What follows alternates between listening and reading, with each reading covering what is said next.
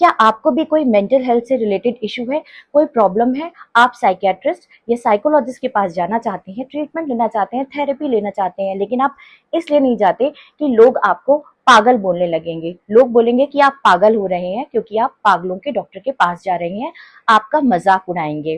क्योंकि हमारे देश में मेंटल हेल्थ से रिलेटेड कोई भी बात की नहीं जाती है, और अगर कोई हेल्प लेने की कोशिश भी करता है तो उसके ऊपर ये ठप्पा लगा दिया जाता है कि भाई वो तो पागल हो रहा है या पागलों के डॉक्टर के पास जा रहा है। तो आज मैं आपको एक छोटा सा एक्सपेरिमेंट करके बताऊंगी कि क्यों हमें मेंटल हेल्थ से रिलेटेड अगर कोई इशू है तो डॉक्टर के पास जाना चाहिए, उससे ट्रीटमेंट लेना चाहिए, अगर थेरेपी की जरूरत है तो थेरेपी लेनी चाहिए, और हमें अपनी फिजिकल हेल्थ और मेंटल हेल्थ दोनों को इक्वली ट्रीट करना चाहिए। ये नहीं है कि अगर हमें कोई फिजिकल प्रॉब्लम हुई तो हम एकदम कि तुरंत डॉक्टर के पास जाओ, अच्छे से अच्छा डॉक्टर ढूंढो, सब कुछ करो, लेकिन जब मेंटल हेल्थ की बात आती है तो फिर हमें लगता है कि अपने आप ठीक हो जाएगा, या फिर क्या ही करना है, अब ये दुख तो मेरे साथ ही जाएगा, वो क्या कर लेगा, वो हमारा दुख थोड़ी कम कर सकता है। तो चलिए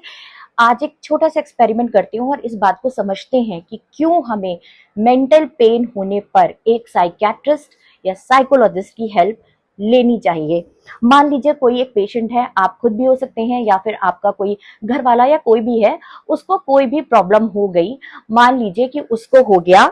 डायरिया, डायरिया के साथ उसको पेट में दर्द भी हो रहा है। अब 2 दिन से पेट में दर्द हो रहा है, उसके बाद उसको बुखार भी होने लगा, बहुत तेज बुखार है, जाड़ा लग के बुखार आ रहा है, उसे खाना पीना छोड़ दिया है, बोल रहा है मैं कुछ नहीं खाऊंगा, मेरे पेट में दर्द हो रहा है, मैं बहुत परेशान हूँ और जल्दी से डॉक्टर के पास चलो। तो आपको क्या लगेगा, अरे उफ,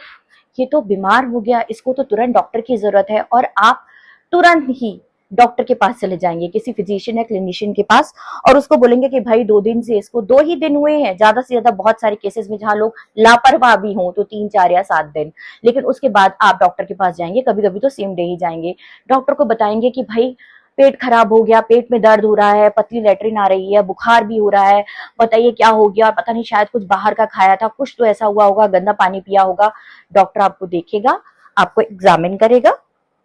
कुछ आपके टेस्ट कराएगा, कुछ आपको मेडिसिन देगा, और आपको बोलेगा कि क्या क्या परहेज करना है, आप वो परहेज करेंगे, थोड़े दिन में वो बीमारी बिल्कुल दूर हो जाएगी और हम फिर से फिजिकली हेल्दी हो जाएंगे, और हम बहुत खुश होंगे कि भाई बहुत अच्छा डॉक्टर था, जैसे ही परेशानी शुरू हुई हम उस डॉक्टर के पास गए और हम बिल्कुल ठीक हो गए और कुछ भी नहीं हुआ। और वहीं दूसरी तरफ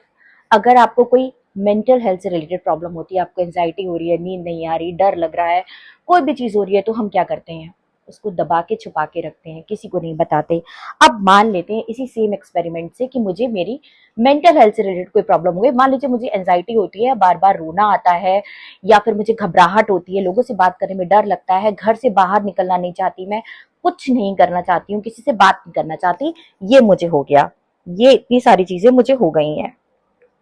जैसे कि अभी मुझे फिजिकल पेन हुआ था ना, वैसे अब मुझे मेंटल पेन हो गया है। तो क्या मैं तुरंत जाऊंगी किसी साइकियाट्रिस्ट के पास, या मेरे घर वाले बोलेंगे कि एक साइकियाट्रिस्ट के पास चलते हैं, तुरंत इलाज कराते हैं, इससे पहले बीमारी बढ़ ना जाए, कुछ टेस्ट कराते हैं,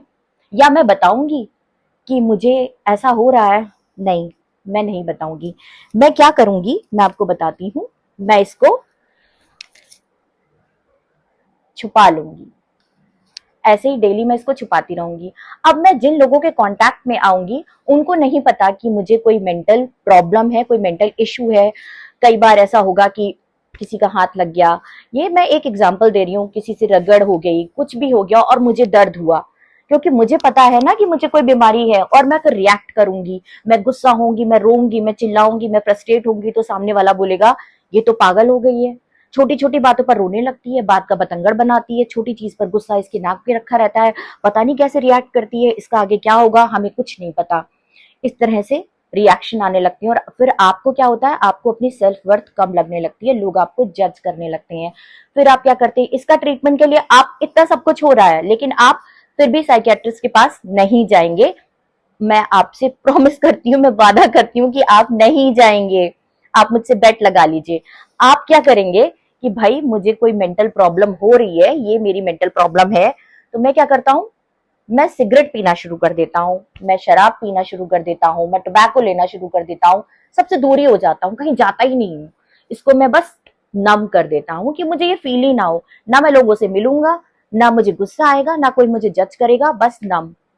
और मैं अपने आप में अकेले एक अपने ककून में चला जाऊंगा। लेकिन फिर भी मैं साइकेट्रिस्ट के पास नहीं जाऊंगा, मैं अपनी प्रॉब्लम नहीं शेयर करूंगा, क्योंकि लोग मुझे जज करेंगे, मुझे पागल बोलेंगे। तो ये प्रॉब्लम तो बढ़ती जा रही है ना। अब अगर आप मेरे कहने पे या आपको खुद सेल्फ रियलाइजेशन होता है कि हमें साइकेट्रिस्ट के पास जाना चाहिए, अपने इस तकलीफ को, अपने दर्द को अपने फैमिली मेंबर्स के साथ शेयर करना चाहिए, या फिर खुद को ही हम एक कदम आगे बढ़ाना चाहिए, हेल्प मांगनी चाहिए, आप अपने निकटतम जो भी साइकियाट्रिस्ट है, साइकोलॉजिस्ट है, उसके पास जाइए, क्योंकि उसी के पास इसका इलाज होता है और वही ये चीजें समझ सकता है कि क्यों आपको छोटी चीजों पर डर लगता है, क्यों आप घबराते हैं, क्यों आप बार बार हाथ धोते हैं, बार बार नहाते हैं, क्यों आप बार बार कुंडी चेक करते हैं। नॉर्मल लोग तो आपको पागल ही समझेंगे, एक साइकेट्रिस्ट, साइकोलॉजिस्ट ही आपकी प्रॉब्लम को समझ सकता है कि हाँ ये सच में बीमारी है, इसको गुस्सा आ रहा है तो ये इसकी बीमारी है, ये पागल नहीं है या ये इतना एरोगेंट नहीं है, बीमारी है, उसका रूट कॉज ढूंढेंगे, उसे दूर करने की कोशिश करेंगे। तो आज ही एक साइकेट्रिस्ट के पास जाइए, अपनी हिस्ट्री बताइए, वो आपके सिम्टम्स के आधार पर आपके कुछ टेस्ट करेंगे हो सकता है, या फिर अपनी डायग्नोसिस बनाएंगे, आपको मेडिसिन देंगे, हो सकता है कि आपको काउंसलिंग या थेरेपी की जरूरत पड़े, वो करेंगे, और धीरे धीरे आप बिल्कुल ठीक हो जाएंगे। फिर आपको इन जख्मों को, इन दर्द और दुखों को छुपाने की कोई जरूरत नहीं पड़ेगी। तो आज के एक्सपेरिमेंट से हमने ये सीखा कि जितना हम एक अपनी फिजिकल हेल्थ का ख्याल रखते हैं, उतना ही हमें अपनी मेंटल हेल्थ का भी ख्याल रखना चाहिए, उतना ही हमें अलर्ट होना चाहिए, उसको सालों तक बढ़ने नहीं देना चाहिए कि वो बढ़ा जा रहा है। क्या ऐसा होता है कि अगर आपका पेट खराब हो गया, आप पेट के डॉक्टर के पास गए तो आपको पेट का कैंसर हो गया है? अरे भाई, पेट का डॉक्टर है, हो सकता है पेट में थोड़ी सी गेस्ट्राइटिस हो गई हो, तो ये भी थोड़ी है कि अगर कोई साइकियाट्रिस्ट के पास गया तो भाई वो पागल ही हो गया, उसे मानसिक संतुलन खो दिया है, हो सकता है उसको नींद ना आ रही हो। तो था तो ये छोटा सा एक्सपेरिमेंट, लेकिन मुझे लगता है कि इससे आसान तरीके से नहीं समझाया जा सकता, और समझदार को तो इशारा काफी होता है। तो अगर आप किसी भी मेंटल पेन से गुजर रहे हैं, इवन फिजिकल पेन से भी गुजर रहे हैं, तो एक डॉक्टर की सलाह जरूर लें। और अगर आपको कोई भी प्रॉब्लम है ऐसी मेंटल हेल्थ से रिलेटेड, तो आप मुझे व्हाट्सएप कर सकते हैं, मैं आपकी जितनी मदद कर पाऊंगी वो करने की कोशिश करूंगी। अपना और अपनों का ख्याल रखिए, खुश रहिए।